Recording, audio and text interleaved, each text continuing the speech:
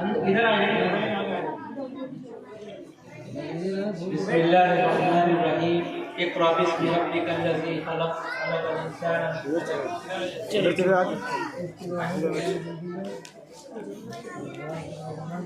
देखिए, आज का दिन 26 जनवरी का दिन है और ये संविधान का दिन है। हम तमाम के तमाम लोगों को कम से कम इतना तो पता होना चाहिए कि हमारा संविधान हमें क्या हुकूक देता है, हमारे संविधान में क्या लिखा हुआ है हमारे ताल्लुक से। सबसे पहले इसकी थोड़ी सी तारीख आपके सामने, वक्त कम है।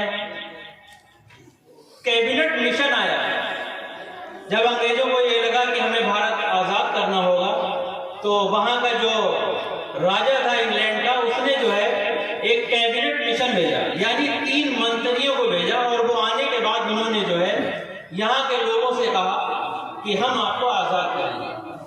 फिर 9 दिसंबर सन 1946 को एक मीटिंग हुई जिसे कहा जाता है कि संविधान की सबसे पहली मीटिंग हुई। और उस मीटिंग में 200 लोग बैठे और उन तमाम के तमाम लोगों ने ये तय किया कि हमारे मुल्क का एक संविधान होना चाहिए जिसके तहत हमारा मुल्क चलेगा। उन्होंने कहा कि संविधान कैसे हो, तो फिर ये तय किया गया कि पूरी दुनिया के जो संविधान हैं उन संविधानों को पढ़ा जाए और उनकी जो अच्छी अच्छी चीजें हैं वो ली जाए।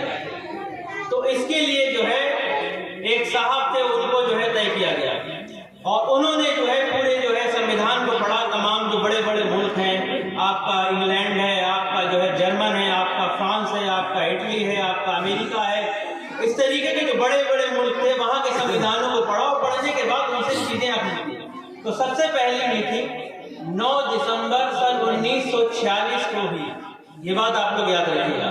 फिर उसके बाद में 2 दिन के बाद एक मीटिंग होती है, वो 11 दिसंबर सन 1946 को हुई। जो पहली मीटिंग हुई थी उसमें कुछ लोग किसी आम तौर से चुन लिए गए थे, लेकिन दूसरी मीटिंग में बाकायदा डॉक्टर भीमराव अंबेडकर को उस संविधान सभा का अध्यक्ष बनाया गया, सदर बनाया गया और उनकी निगरानी में काम शुरू हुआ। एक बात याद रखिएगा, जो संविधान बनाया गया है ये 2 साल 11 माह 18 दिन में बना। 2 साल 11 माह 18 दिन में बनके तैयार हुआ। और पूरे संविधान के अंदर उस वक्त का जो संविधान था उसमें आर्टिकल जो थे वो 395 थे। आर्टिकल यानी अनुच्छेद हिंदी में कहते हैं, वो टोटल जो थे वो 395 थे। और जब सेकेंड वाली और थर्ड वाली मीटिंग हुई तो उसके अंदर जब पंडित जवाहरलाल नेहरू जो हमारे पहले प्रधानमंत्री थे, उन्होंने ये बात कही कि हमें जो है इस संविधान की एक प्रस्तावना होना चाहिए। प्रस्तावना को जो है उलमाए किराम बैठे हैं वो समझेंगे, जब कोई किताब लिखी जाती है तो उस पर मुकदमा लिखा जाता है। तो संविधान का मुकदमा जो है वो संविधान की प्रस्तावना है और उस संविधान की प्रस्तावना को पेश किया गया और उसको जो है फिर माना गया। और फिर जो है उसके बाद में इसके ऊपर एक बहस हुई कि संविधान की जो प्रस्तावना है वो संविधान का हिस्सा है कि नहीं है। फिर उसके बाद में फैसला आया कि नहीं, ये हिस्सा है। ये सन 1975 के बाद जो संविधान की प्रस्तावना थी उस पर बहस हुआ, बाकायदा जो है सुप्रीम कोर्ट ने फैसला सुनाया और उसके बाद जो है इसको संविधान का हिस्सा माना गया। तो भारत का संविधान 2 साल 11 माह 18 दिन में बनके तैयार हुआ। इस संविधान की रूह डॉक्टर भीमराव अंबेडकर ये कहते हैं कि जो संविधान के आर्टिकल 31 है वो ये कहता है कि ये संविधान की रूह है, आत्मा है संविधान की। और अगर कोई इंसान संविधान में आर्टिकल 31 के साथ छेड़छाड़ करता है, उसको निकालने की कोशिश करता है, तो गोया अपने संविधान के साथ खिलवाड़ कर रहा है। अब इसमें एक चीज, संविधान में हमारा क्या हिस्सा है, तो एक चीज याद रखिएगा, जब संविधान लिखा गया, संविधान लिखने वालों में 23 मुसलमान थे, ये याद रखिएगा।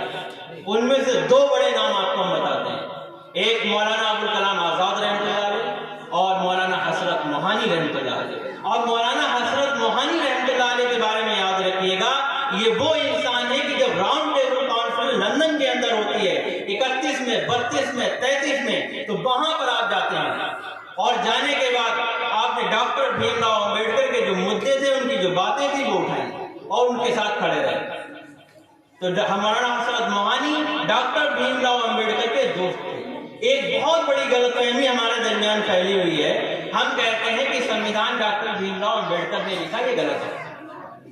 संविधान डॉक्टर भीमराव अंबेडकर ने नहीं लिखा है। डॉक्टर भीमराव अंबेडकर प्रारूप समिति के, जो संविधान की समिति थी, उसके हेड थे और उसके ऊपर बहस होती थी। हर आर्टिकल पे बहस होती थी और आर्टिकल पे बहस कौन करते थे?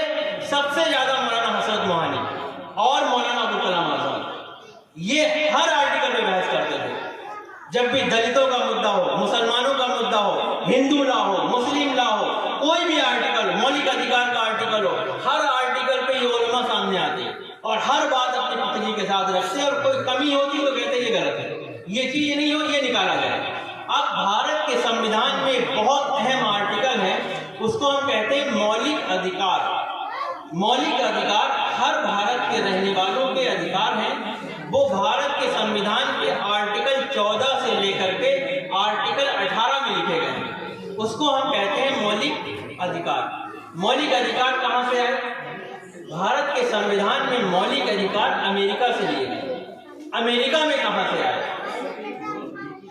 जब अमेरिका सन 1783 में आज़ाद हुआ और इंग्लैंड का गुलाम था अमेरिका, और इंग्लैंड ने जब आज़ादी दी तो वहाँ के जो संविधान लिखने वाले थे उन्होंने कहा कि हमें एक ऐसा संविधान लिखना है जो मजलूमों का, दबे कुचलों का, जो पिछड़ों का, यानी आपने एससी कहिए, एसटी कहिए, ओबीसी कहिए, जो वहाँ के एसटी, एससी, ओबीसी थे, जो अफ्रीकन गुलाम थे जिन्हें पकड़ पकड़ के लाया गया था, उन्होंने कहा हम ऐसा संविधान लिखना चाहते हैं जो इनके हुकूक देता। फिर उन्होंने क्या किया? उन्होंने फिर इस्लाम की तरफ, और उन्होंने कहा कि हमने मोहम्मद साहब को देखा है सल्लल्लाहु अलैहि वसल्लम कि उन्होंने अपने साथियों के साथ, हज़रत बिलाल हबशी रज़ियल्लाहु ताला अन्हु, हज़रत अम्मार, हज़रत सुमैया और तमाम इस तरीके के वो लोग जिन्हें मक्के में कोई इज्जत नहीं दी जाती थी, उन्होंने उनको इज्जत दी। तो उन्होंने